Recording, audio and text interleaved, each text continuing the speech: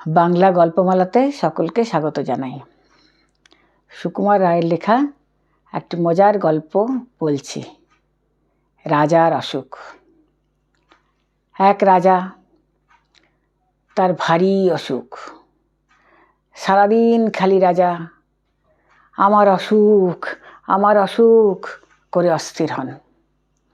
কত ডাক্তার, কবিরাজ, হাকিম, বদ্যি সকলেই আসেন, কিন্তু কেউ কোনো অসুখ রাজার ধরতে পারেন না।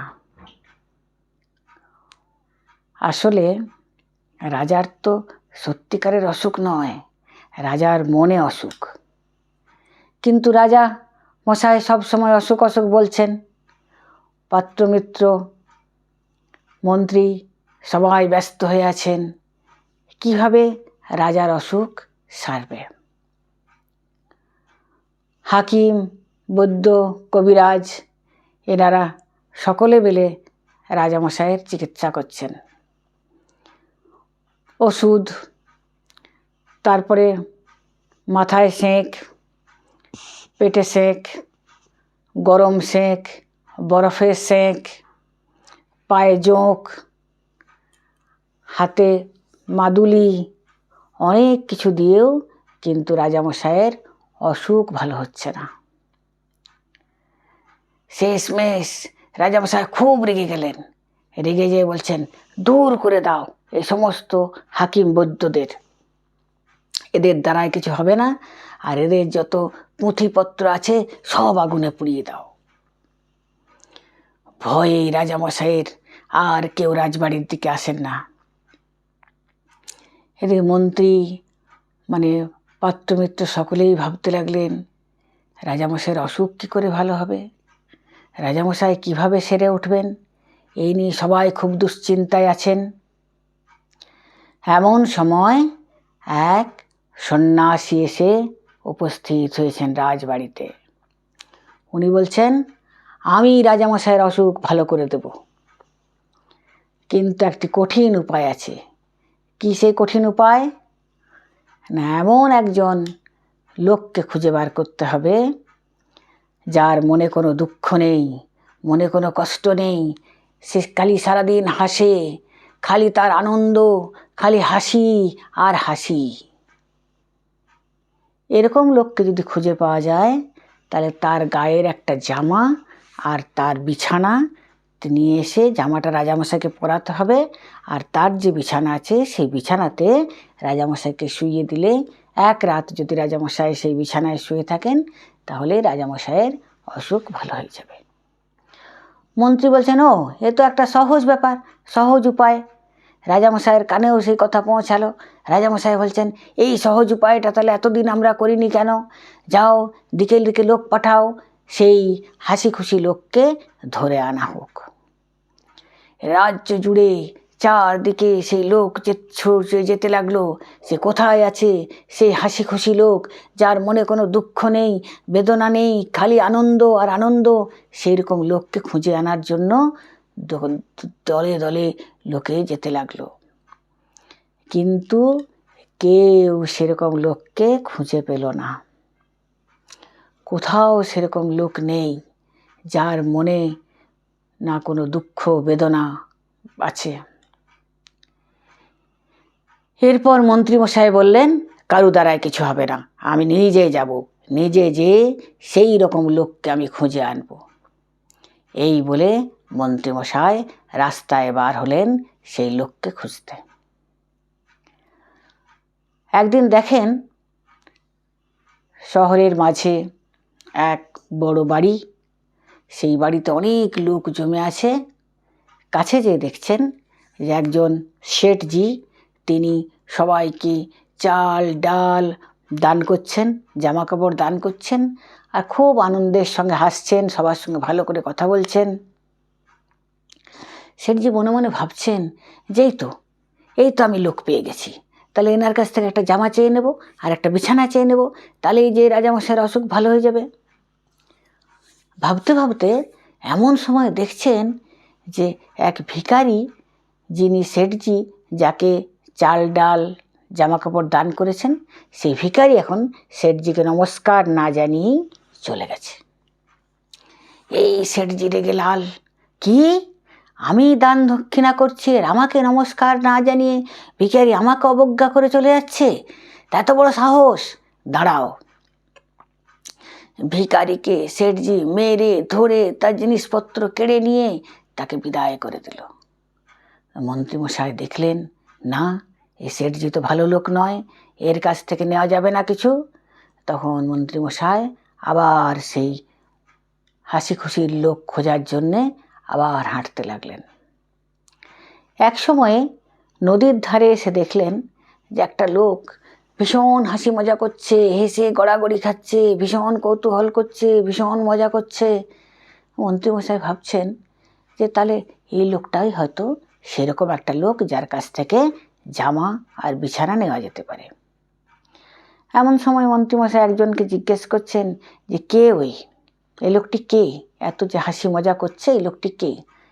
তখন বলছে যে মন্ত্রীমশাই, ইনি হচ্ছেন গোবরা মাতাল।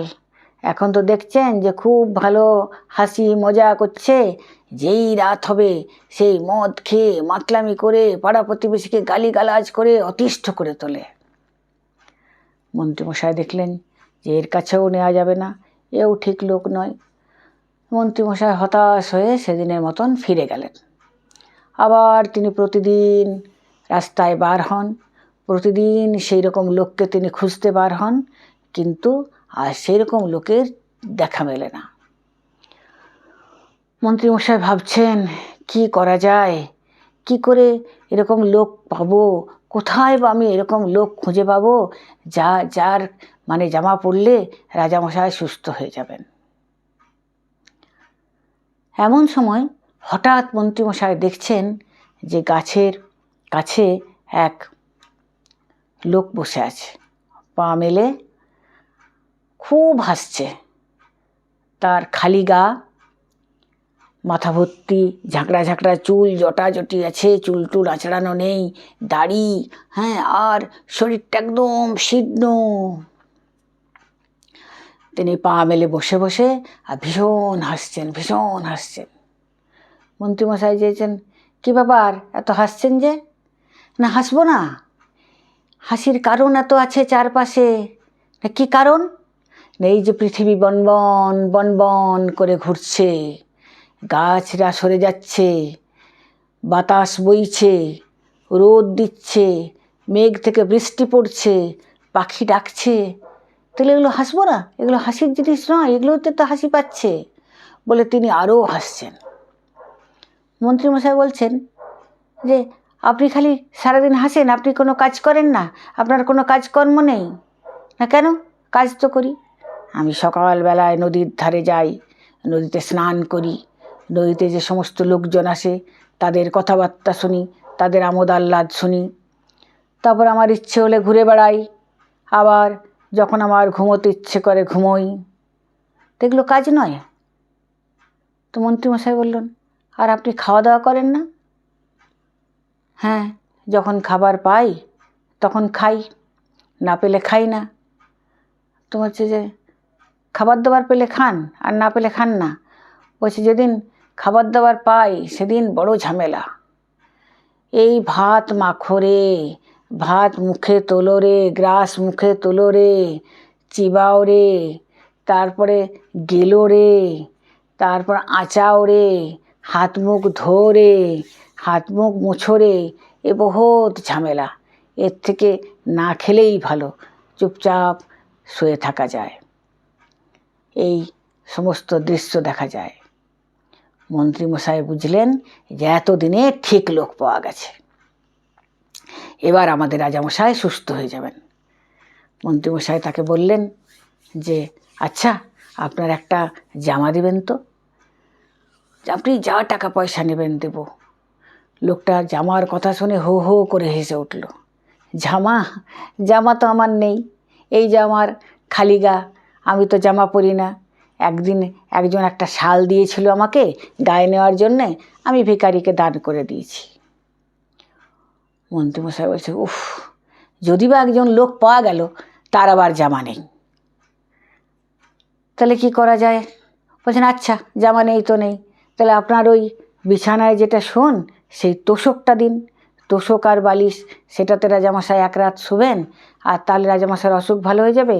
এর জন্য আপনাকে যা টাকা পয়সা হয় দেব। শুনে ওই হাসি খুশি লোক একদম হো হো হো হো করে হেসে উঠছে। বিছানা? আমি 40 বছর বিছানায় শুইনি, আমার কোনো বিছানা নেই, এই মাটিটাই হচ্ছে আমার বিছানা। ফলে আমার কাছে কোনো বিছানাও নেই, কোনো জামা কাপড়ও নেই। আচ্ছা, আপনার বিছানা নেই, জামা কাপড় নেই, তা আমরা অসুখ বিসুখ করে না? অসুখ বিসুখ? আমার কোনো অসুখ বিসুখ করে না। ওই যারা অসুখ বিসুখের চিন্তা করে তাদেরই অসুখ বিসুখ করে। আমি বেশ আছি। তখন মন্ত্রীমশাইয়ের কী করেন? লোক যদি বা পেল, কিন্তু তার কাছে না আছে বিছানা, না আছে জামা কাপড়, মন্ত্রীমশাই হতাশ হয়ে রাজবাড়িতে ফিরে গেলেন। রাজামশাইয়ের কানেও সে কথা পৌঁছালো। অন্যান্য পাত্র মিত্র সবাই সে কথা শুনলেন। শুনে নিয়ে সবাই একটু দুশ্চিন্তায় পড়ে গেলেন। তাই তো, তাহলে কী করে আজ রাজামশাই সুস্থ হবেন? রাজামশাইকে কী করে সুস্থ করা যাবে?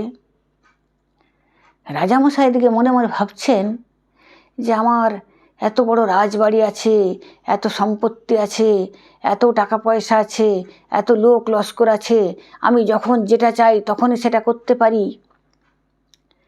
আর একজন ফকির যার কিছুই নেই, চাল চুলো নেই, খাবার দাবার নেই, সে কিনা অনায়াসে হাসি খুশি থেকে অসুখ বিসুখকে জয় করে নিল, তাহলে আমি কেন পারবো না? আমি ওই অসুখকে জয় করে নেব, আজ থেকে আমার আর কোনো অসুখ থাকবে না।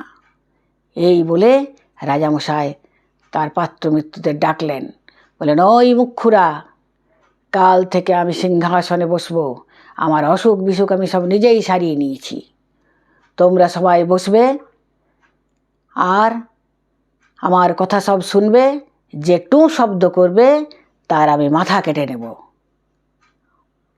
এইভাবে রাজামশাই নিজেই নিজের অসুখ সারিয়ে নিলেন। রাজার অসুখ সেরে গেল। এই সঙ্গে এই গল্প বলাও শেষ হলো। আমার এই গল্পটি যদি ভালো লেগে থাকে তাই সকলকে লাইক, শেয়ার, কমেন্টস এবং সাবস্ক্রাইব করার অনুরোধ জানাই।